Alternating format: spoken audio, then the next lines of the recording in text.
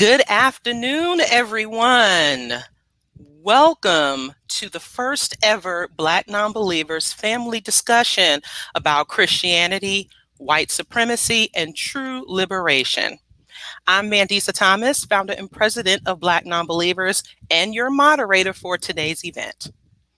Black Nonbelievers is a 501c3 nonprofit organization. Headquartered in the Atlanta area, we connect with other Blacks and allies who are living free of religion and might otherwise be shunned by family and friends in a caring, friendly, and informative environment. Instead of accepting dogma, we determine truth and morality through reason and evidence. The mission of Black Nonbelievers is to provide secular fellowship, nurture and support nonbelievers in coming out, i.e. open identification, promote pride in the atheist, non-religious, secular identities, and organize members for various events and charitable causes. Black Nonbelievers welcomes all, regardless of age, gender identity, sexual identity, national origin, and racial identity. This event today is co-sponsored by the Stiefel Free Thought Foundation. Please visit our website at Black Nonbelievers to support our work and for more information. This discussion today is one that is necessary for us to have as a family, as a Black community, which has always comprised those of us who are non-religious. One major concern to many of us is how much the Black community still holds on tightly to Christianity. While the general non-religious demographic is on the rise in the United States, the numbers in our communities are significantly lower in comparison. And as anti-racism work and progression becomes a focal point, it is apparent that something as foundational as faith could predispose us to more oppression and for longer periods of time. It is time for us to have this conversation. There is a saying that goes, "You cannot heal yourself in the same environment that made you sick." And while we acknowledge the roles that the church has played in the support for many in the Black community, the doctrine, with passages such as "slaves obey your masters," the language of submission, and the constant appeal to divine intervention among many Black Christians has rendered this a crippling agent for our community, while at the same time being weaponized against us. And as our communities call for the end to racism, white supremacy, and institutions in which they have thrived, we must also include a critical examination of Christianity, given its history, and ask the tough questions about the paradox of faith and liberation. Today's discussion will take place in two segments. The first will focus on history and structural factors, and the second will focus on present day and looking to the future. We will take a few questions from the viewing audience, and then take a short break at the top of the hour. Be sure to stay online on YouTube and Facebook, or both, for the entire event. I am pleased to introduce our esteemed guests for the first segment of this discussion. First, I am pleased to introduce Dr. Anthea Butler, Associate Professor of Religious Studies and Africana Studies at the University of Pennsylvania. A historian of African American and American religion, Dr. Butler's research and writing spans African American religion and history, race, politics, evangelicalism, gender and sexuality, media, and popular culture.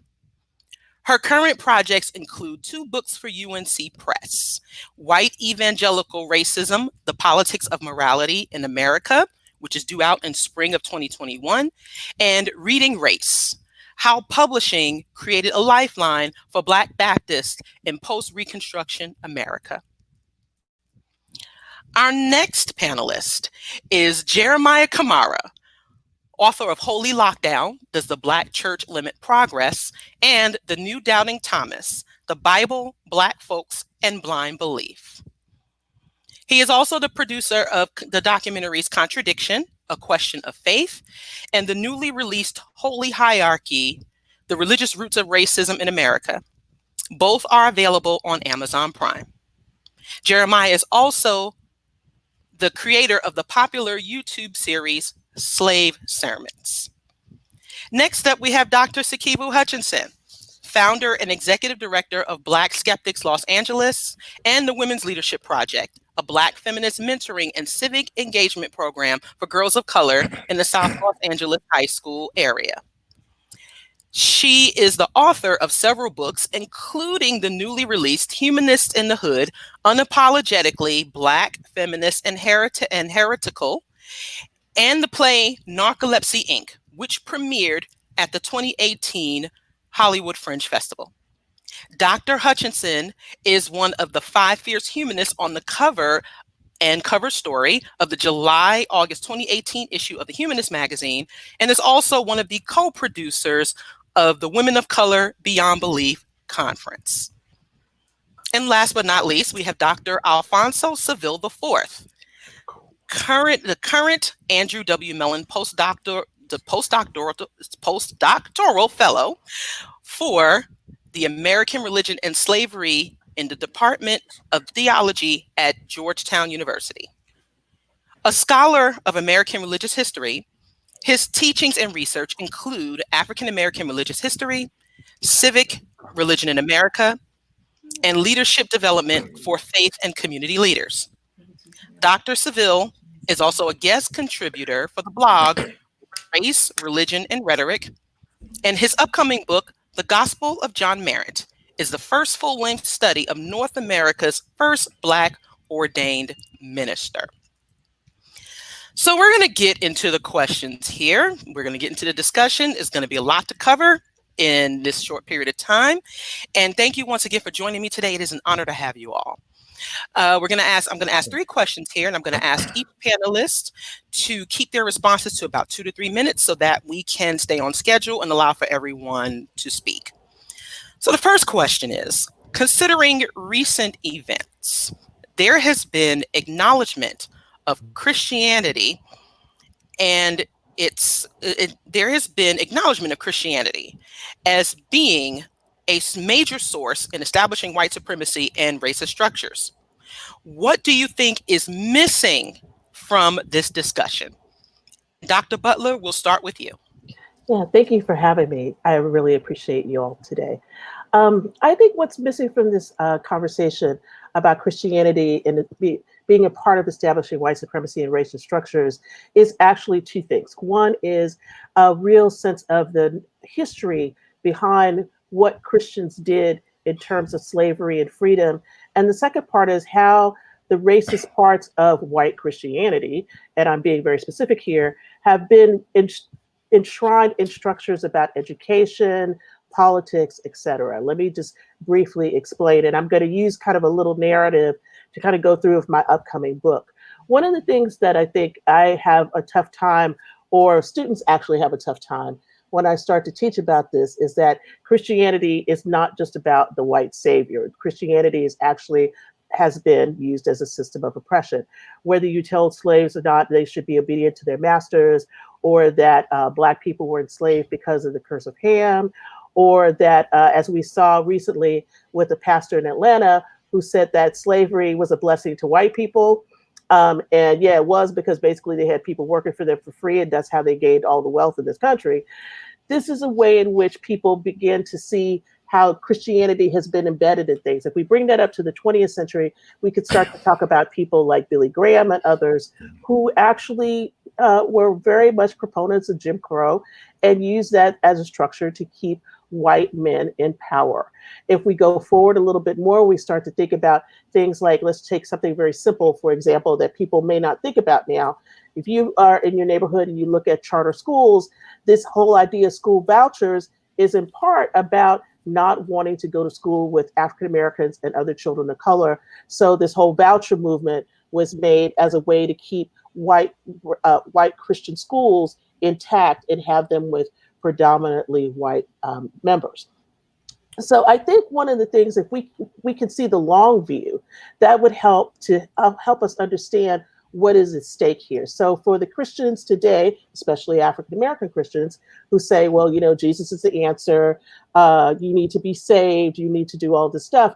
What they are missing from this discussion is how Christianity has been, number one, oppressive, two, part of the very structures that the Black church set itself against in trying to fight about its civil rights. It also blinds us to a history of people like Bayard Rustin and others who were not thinking about Christianity whatsoever, and were still fighting for the humanist right to be part of American culture.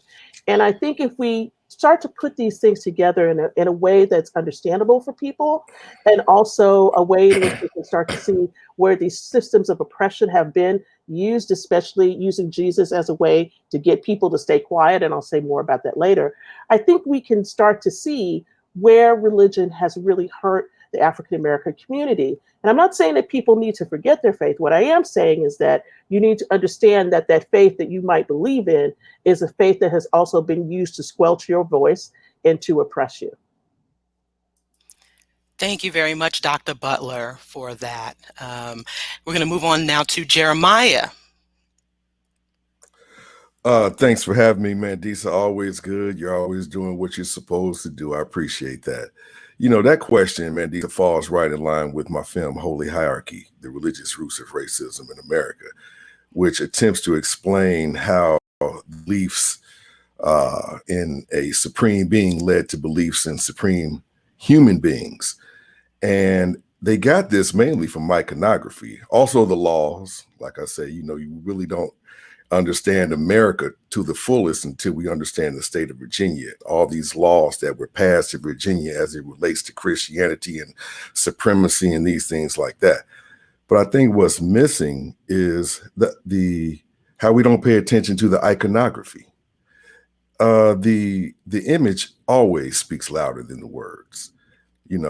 I, as a Black person, should not be subjected to going into Walmart, to Walgreens, to CVS, and seeing white iconography. I was just in the dollar store about 2 weeks ago, and I saw Mother Mary, picture of white, Mother of Jesus, billboards, everywhere you go, doctor's offices. Mandisa, you did the cruise a couple of years ago, and you saw what the Miami airport looked like, just icons, white icons all over the place. Now, if Jesus is white and you believe that, then white supremacy is justified then. Because if the Son of God is white, then whites have an argument. Now, I'm not suggesting that we take this Jesus and change him to Black, because if Jesus is Black, then he's got a lot of explaining to do. Okay. So that's not the question, whether he existed or not, but that's for another show. But we're talking about the fact that Black minds matter too. Black psychology matters too. And for all of those Black people who say, well, it doesn't matter what color he is, then I'm sorry, but you really missed that course on Human Psychology 101, because it does matter. That is what led to their notions of supremacy in the first place. The idea that there was a God who somehow created them differently. So if God made whites, then who made Blacks? And so this is what is overlooked, I think, is the iconography. Everywhere you go, Sam's, I don't care, name a big retail store. Wherever you go, you're going to see a white Jesus. And I tell people that, yes, Jesus is white. And they say, what? I say, yeah, because he's white in Walmart. Walmart is the largest retailer in the world. So it doesn't matter what the reality is, it's the perception. And so as long as this perception exists, I don't care what you do. When you're a child and you see that image of Jesus, it's going to train your psychology to believe that whites are superior because the actual Son of God is superior. So I would like more discussion in this area of white iconography as we move forth with this movement. Awesome. Thank you, Jeremiah. We're going to move next to Dr. Seville. Still muted, my bad. Mandisa, thank you so much for having me. I certainly concur with the comments that have been offered thus far. What I'd like to add is actually to take a step back and to think about the first point of contact between people of African descent and people of European descent, particularly as it pertains to the religious cultures that they bring with them to this first this first meeting of contact and non-reciprocal exchange that occurs as a result of that encounter. One of the things that becomes established in American society is that religious systems are formed with the understanding of having a theocentric or God center. And I think that that's one of the things that is overlooked in the conversation about the role of white supremacy in America. And so what do I mean by that? Well, African descended people brought with them to the New World, right, a host and a variety of religious perspectives, religious thoughts, theological ways and systems of thinking that were not necessarily theocentric or God-centered. And so I think to define religion, right, as an enterprise, as a human enterprise that is centered around a deity and whose ultimate aim is to render worship, praise, right living, ethical living in response to this deity is one of the overlooked fundamental roots of the racist ideology that begins to permeate American Christianity. I think tied to that idea, right? So similar to the point that was just made, when you establish the idea of a supreme being, right, the corollary idea is that there must also be supreme human beings, right? That there is a hierarchy of relationships that is established between the divine and humanity. And so in turn, human beings try to replicate and reproduce those same hierarchies in their own societies. One of the major issues, I think, as it pertains to Christianity, is that when this first period of contact and non-reciprocal exchange takes place between European missionaries and the Africans that they would colonize or enslave, is this idea of exclusivity, right? That right standing in social society was reserved exclusively for those who adhered to the faith parameters and directives of the Christian church. That there was no room for debate, that there was no room to take into the accounts, the perspectives, the experiences of people whose religious identities were not formed within Christian communities. Because this became the baseline understanding for understanding religion and spirituality in America, when it came to understanding what constituted ethical, moral behavior, right, these other perspectives that did not derive from Christian teachings were simply left out. And so I think that excluded a host of ideas, a host of theological ideas, spiritual orientations that could have countered, right, this narrative that white Christian ideology continued to put forth from its inception in American society. So I think one of the fundamental things that's missing from the conversation is how we fundamentally and basically define religion. What is a religion? And how do we then think about defining religion in ways that expand its definition, that expand its boundaries, so that people who are of no particular faith, so that people who are not theocentrically oriented can also bring to bear their perspectives and to shed light on ethical behavior as we move forward. So I would start by saying, how do we define religion? And understanding that the definition for what constitutes religion has a theological bias, right? It's fundamentally oriented and rooted to privileged forms of white Christianity. And I think until we can change the basic definition of what constitutes religion and religious thinking in American society, will continue to run into that obstacle. All right. Thank you, Dr. Seville. We are going to end this question with Dr. Hutchinson. Hey, good afternoon, and thanks so much for having me, Mandisa. What I want to underscore is the intersection of rape, misogyny, which is anti-Black misogyny, white supremacy, and capitalism, and the ways in which these structures inform and continue to inform the demonization of African American femininity. Explicitly in terms of the ways in which these regimes were buttressed by white Christian religious supremacy and its doctrines. And we can look at that in terms of all of the laws that were shaped in the 17th and 18th century vis-a-vis white Christian supremacy, and the degree to which Black women were constructed as the hypersexual, unrapeable, breeder Jezebel heathens whose productive and reproductive labor was the linchpin for the capitalist slave economy. And so in the 17th and 18th centuries, in Virginia, for example, in 1630, there was a law that explicitly forbade, quote unquote, white Christians, because in that era, Christian identity was synonymous with white identity and white humanity. White Christians were forbidden from fornicating with African others. And in her book, When and Where I Enter, Paula Giddings talks about how this particular law was instituted explicitly against the relationship. We don't know whether or not it was coercive or consensual, the relationship between a Black woman and a white man.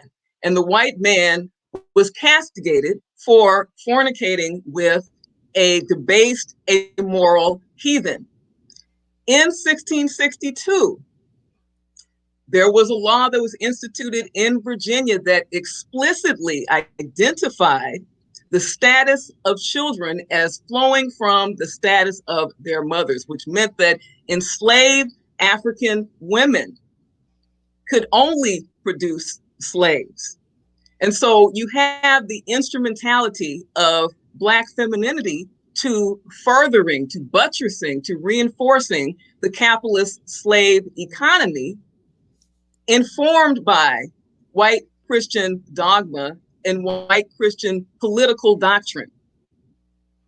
The other example that I want to bring to mind with regard to 17th and 18th century colonial law and its implications in white Christian supremacy is this dynamic whereby increasingly to provide rights and privileges to white women, we see in 1705 a law that is instituted forbidding planters to, quote unquote, put white women servants, white women indentured servants into the ground working alongside of Black women. And that's the phrase that they used in that period, working in the ground, so that it was permissible to utilize Black women's labor, working in the ground, being the debased other, laboring for the plantation economy, whereby it was not permissible to do so for white women because white femininity was increasingly becoming this commodity for the exercise of European civilization, for nationhood, for femininity, for purity, for piety, and for innocence. And these were all qualities that were the antithesis, according to the ideology, doctrine, and propaganda of the period, the antithesis of Black femininity. And so this moral line in the sand is established by dint of white Christian supremacy and dominionism. Another thing that I want to point out in closing is the instrumentality of the publication a year after this law about the status of offspring of slaves, the publication of the seminal political tract by Cotton Mather, who was a Puritan pastor, called The Negro Christianized, which really establishes a template for the moral justification through the white Christian lens of slavery, of debasement, and of dehumanization. And basically giving a message to slaves that you should be satisfied with your docile status in the here and now, working the fields for the white slave master, being debased, demeaned, and dehumanized by the white slave master. This should be a form of penance for you, because you can reap an eternal reward in heaven in the afterlife. And so what Christian Mather said was that Slaves are the Lord's freemen in the afterlife. And so, to wrap up in terms of highlighting what needs to be foregrounded, all of these dogmas and these ideologies inform the ways in which African American women contemporarily continue to be viewed as a debased, hypersexual, amoral, unrapeable other, not having the same rights under the law, not being protected by due process, being overrepresented in prisons and juvenile facilities, having some of the highest rates of sexual violence and sexual abuse and sex trafficking in the nation, and continuing to be criminalized and policed as the moral, illicit, debased other. Okay, thank you very much for that, Sikivu. We are now going to move on to our next question. And that which is, how has white supremacy and its Christian roots affected the legacy of the Black community, especially when it comes to resistance and the role of the non-religious people in monumental change? And we're going to start with Jeremiah on this one. Okay, Mandisa, I'm going to try to just keep it short and sweet here. First of all, religion has taught the Black community that it's a false reality, because it's taught us that prayer, that belief, and that faith and worship are viable means to bringing about solutions. But we see that just is not the case. We can look around empirically and see that Black folks are the most praising people on earth, but yet we're on the bottom of every single category. The church has created a welfare mentality.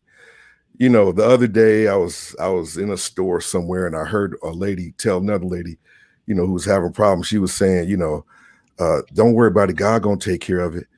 And to me, that's the same as saying, look. Uh-oh, looks like we lost Jeremiah. We are going to move to Dr. Butler until Jeremiah gets back. Yeah, I can go ahead and start. I think one of the ways that this has affected the Black community, especially in terms of working for civil rights, it's been able to divide. And the reason why I say that is what has happened, if you think about this historically, to the traditional civil rights movement, you have King and other religious leaders being lifted up. Other people who were not as religious get squished into the background, essentially. I can think of a classic case between the Southern Christian Leadership Conference and the Student Nonviolent Coordinating Commission. The SNCC wanted to do other kinds of things. They did not want to listen to the Southern Christian Leadership Conference. They had a big blow up about this, right? And this is a history that continues to repeat itself. If we even look at Black Lives Matter right now, one of the things I was struck by when Ferguson happened was when Jesse Jackson showed up, and I believe he was the one that got booed. And I thought, well, this is the change, right? Because basically what was happening was that people were saying, we're not going to do this in this way anymore. We need to be thinking about how do we make change without this kind of a religious structure. And so what I think is really important to see is that white supremacy has affected this in a lot of different ways. When you've had alliances between white supremacists and the Black church, and pastors being paid off or being told to tell your people to be quiet, ostensibly to keep their lives intact, but also not to rock the boat, right? In other words, what you have happening is that you get a sense of quietude. You get a sense that pastors are there to keep people quiet and not to revolt, especially in times when they've needed to revolt. And this happened, slavery, freedom, whole way through. So I think that it's time that we start to try to reframe this kind of conversation and to begin to think of not just the role of non-religious people in making changes for African Americans here in this country, but to also think about the way in which religion, and especially this form of Christianity that is rooted in white supremacy, has been able to sort of tamp down the expectations of the African American community in the search for justice and freedom in this country. Thank you very much for that, Dr. Butler. We're going to move to Sikivu for the next to respond. Yeah, I would echo what Dr. Butler just said and amplify the very rich and robust tradition of Black secular humanist free thought resistance to mainstream religiosity in the African American community. So, for example, going back to the slave era, where we have Frederick Douglass very ardently as a forerunning abolitionist challenging religious orthodoxy in his towering oratory, What to the Slave is the 4th of July, where he demolishes the complicity of white religious institutions in the slave trade and in the dehumanization of Black bodies and the theft of Black labor. We can look at the ways in which he was censured by African American pastors post-emancipation, when these pastors were calling upon him to, quote unquote, thank God for emancipation. And he invoked his famous quote, I bow to no priest, neither of faith or unfaith. And so that really becomes a template for Black critical resistance to religious orthodoxy. If we look at the early 20th century, in the communist and socialist movements, you have towering figures like Hubert Harrison and A. Philip Randolph, who were constantly critiquing and deconstructing religious orthodoxy and really looking at it from an anti-imperialist and anti-colonialist lens, as well as a class lens, and saying that the Black church has been one of the most insidious institutions when it comes to undermining the political will, resistance, and move to enfranchise African American working class and poor communities. This is a recurring theme in the critical resistance and social thought of African American secularists. I also want to underscore that Black women freethinkers are also coming into this narrative and not just critiquing imperialism, colonialism, and classism, but they're also looking at the ways in which the Black church specifically is imposing respectability upon Black women's agency and Black women's bodies. And this is particularly brought out in the landmark novel published in 1927 by Nella Larson called Quicksand, which is the first to portray an African American woman protagonist. And in Quicksand, just to briefly encapsulate, Nella Larson is quite frontal in her critique of Black religious orthodoxy and moral respectability and the toll that it has on Black women's selfhood and agency. Similarly, we have folks like Alice Walker during the second wave women's movement, making this frontal challenge to the connection between the domestication of Black women, the subjugation of Black women, and the erasure of Black women in the traditional Black church. She points to her mother as being terminally shut out of the leadership of their local church, and really underscores how, true to that old cliche, Black women were the backbone of the rise of the Black church as a seminal figure, as a seminal force within African American community movements. And so I think it's important to really highlight that Black religious orthodoxy has always been critiqued, but from a more left progressive lens, a humanist lens, among seminal African American political, historical, and movement figures who are not typically perceived as being espousing secular humanist belief systems. Thank you, Sikivu. And last but not least, Dr. Seville. Did it again. I'm still muted. Thank you for the question. So this question is particularly interesting for me. Earlier this week, in the course that I'm teaching during the summer session at Georgetown, the students and I examined some of the primary source documents that the university has archived that tell the story of slavery at Georgetown. One of the documents was a journal entry that was written by a priest, and this was a part of the collection in which priests at Georgetown and other Jesuit leaders were contemplating exiting the business of slave owning, but they were still maintaining a pro-slavery attitude. So essentially, they decided that slavery was morally and theologically acceptable, but it just wasn't a business that the Jesuits themselves should be involved in. So they didn't want to be slave owners, but they didn't want to go the extra step of taking or adopting an abolitionist position. One of the major concerns that was debated as the priests were deciding what to do with the people that they owned was the spiritual well-being of the enslaved, right? I think one of the entries asks the question, well, what would become of the souls of the enslaved if they were sold to non-Catholic or non-Christian masters, right?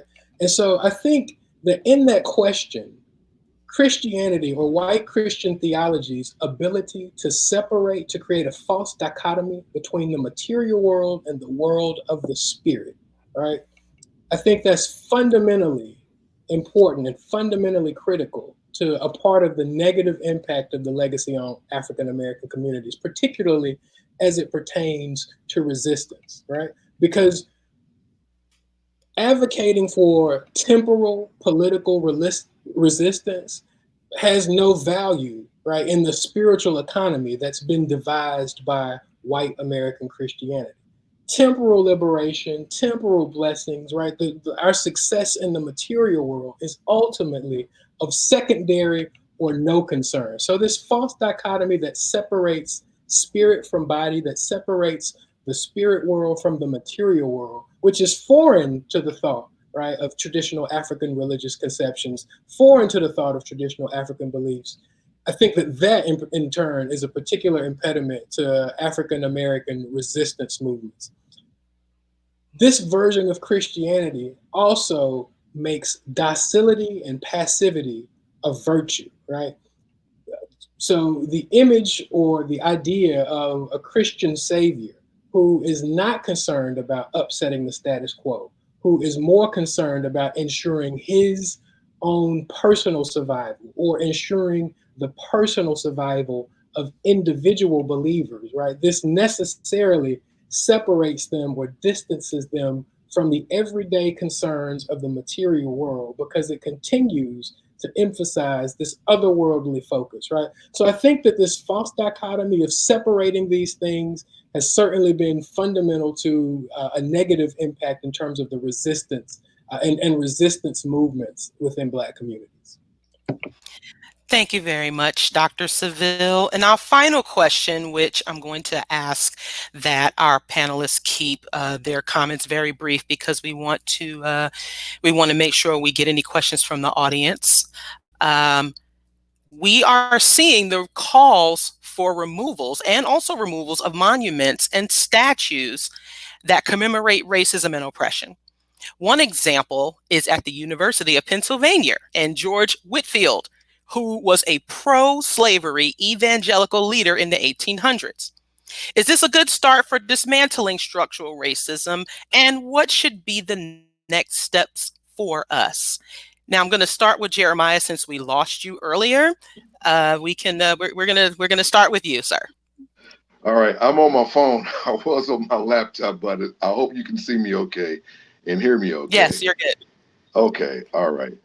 I mean, that's a good start, Mandisa. You know, you're dismantling some of the monuments. You know, Trump, he said, no, you're not going to dismantle Jesus. You know, like I was saying earlier, take down the billboards.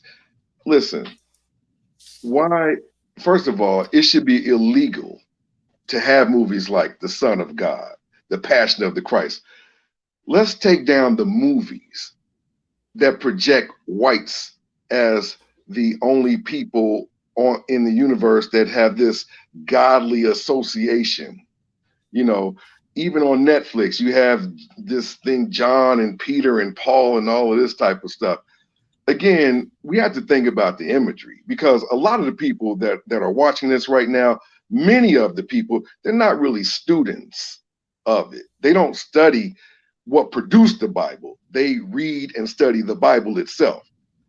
But if you're a student of the Bible and you know what has transpired throughout the years with the imagery that is related to this Bible, you know that it's detrimental psychologically speaking.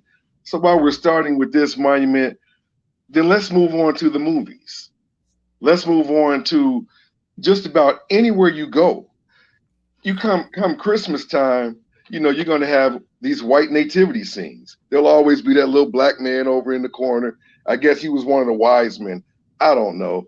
But here in the city of Atlanta, one of the largest black churches that we have here in this city has a white nativity scene. And here it is, baby Jesus is Snow White. What does this do to the psychology of black people? It's just like you had gold that once backed the dollar and gave the dollar its value. Well, the belief that God is white is what backed white people and gave them their value, to the extent where we can have gentrification going on and nobody wants to talk about it. When whites move in, all of a sudden the neighborhood is now of more value. That's because they had something backing them. And what backed them was the notion that there is this God that created them to be more superior. We have to start talking about the notions of superiority and inferiority. Because if one group is superior, then you're going to have the other group is going to be inferior. So these notions exist. So I would applaud them, taking down that monument. But we have a lot more to go. And that's why I'm in, at the goal line, so to speak, of this nonprofit group that I'm starting. It's called ERICA, Ending Religious Iconography in America. Because if we don't do that, like I have a grandchild, one on the way. I don't want them going to the doctor's office and seeing that Bible book that we're all familiar with Adam White, with Eve White, with all of this stuff. This affects you psychologically. I still have that image of that white Jesus in my mind that was ingrained in it when I was 5 and 6 years old. That's not going anywhere. You can't erase that from the jury. They've already heard it. They've already seen it. So it's there. I want to make the movies illegal. Son of God, the white boy, I forget the movie he was in, Heaven is for Real or something. He described Jesus as having blonde hair and blue eyes. See, this is the kind of craziness that we're all, being subjected to. And as a black person, as a non-white person, it's offensive. So if black lives really matter, black minds should matter as well. Awesome. Thank you, Jeremiah. We're going to go to Sikivu next. My quick and dirty answer is that for me, removing monuments is hollow window dressing unless it is associated with disruptive structural change. So let's look at the brutal stats. African Americans have far less wealth than do whites. Whites have 20 to 30 times the wealth as African Americans. Black women have a whopping penny to the dollar of white families. Only 14% of African American millennials own homes in the 21st century. And so if we look at Black home ownership as a litmus test for multi-generational wealth building, Black home ownership is at record low levels, hearkening back to the Brown v. Board era. And so we cannot move if disproportionate numbers of African Americans are homeless, if disproportionate numbers of African Americans cannot afford rent, if disproportionate numbers of queer and trans and non-binary African American youth are being kicked out of their homes, partly due to religious discrimination, transphobia, homophobia, and trans antagonism. If disproportionate numbers of African Americans continue to be shackled in prisons where they are disproportionately contracting and dying from COVID, then to me, toppling structures, removing toxic, insidious, white supremacist statues is the ultimate, again, window dressing. And so there needs to be a systematic program of reparations. What has been suggested in certain sectors, high interest investment accounts, defunding and ultimately abolishing oppressive law enforcement structures, the police, the sheriffs, other criminal justice structures like cash bail that disproportionately impact and oppress African American mobility. We need to look at generating real multi-generational wealth. That will ultimately, in addition to some of the other remedies that were suggested by Jeremiah in terms of critical consciousness and decolonizing the minds of African American folks, as well as European Americans and non-Blacks. Those are some of the mechanisms that will go towards truly redressing systematic white supremacy, oppression, and colonialism. Thank you very much, Dr. Hutchinson. We're going to move on to Dr. Seville. Yeah. So speaking as a person who at least who grew up in a faith community, I want to say that I do recognize the importance of symbols, and I do recognize the importance of the repetition of, or the representation of symbols in public space. So do I think that the removal of symbols, the renaming of buildings on college campuses, do I think that that's significant? Yes, I do think that that's significant, but I don't think that that ultimately accomplishes the end goal of creating a just society or rendering our societies more equitable.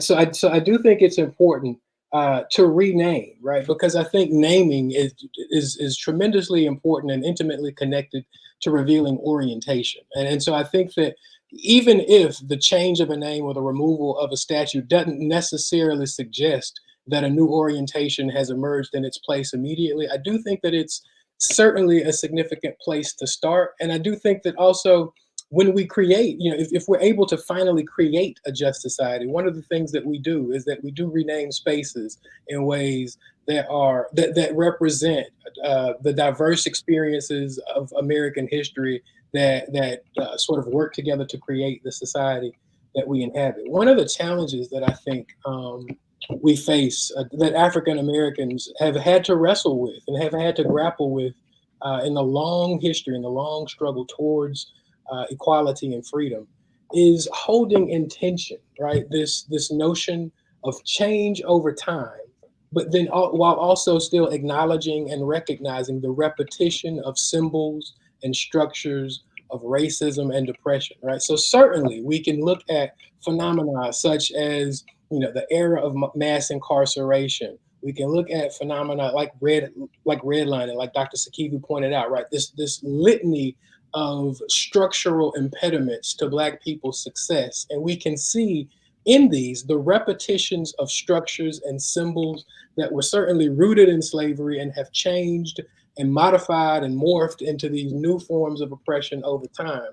And we hold that in tension, but I think it's important for us to also recognize that we do not live in the same day that we lived in the past, that there has been change over time. Now, has that change been adequate, or has that change, does that change move us to the end goal of a just society, or to an end goal of a more equitable society?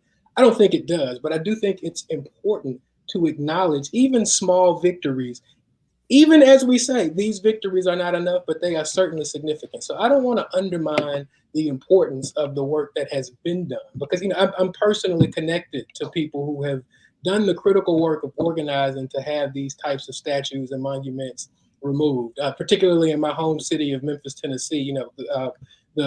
Many of the chief organizers of the Take 'Em Down 901 campaign and were folks that I respect tremendously. And I just want to be able to acknowledge the work that went into creating those types of forms of change. So again, do I think that the removal of statues or the renaming of spaces in and of itself accomplishes the ultimate goal of justice? Absolutely not. But I do think it's important to acknowledge those victories, to celebrate those small victories, and also to reflect on the value of them. We can't reflect on the value of those victories if we never win them.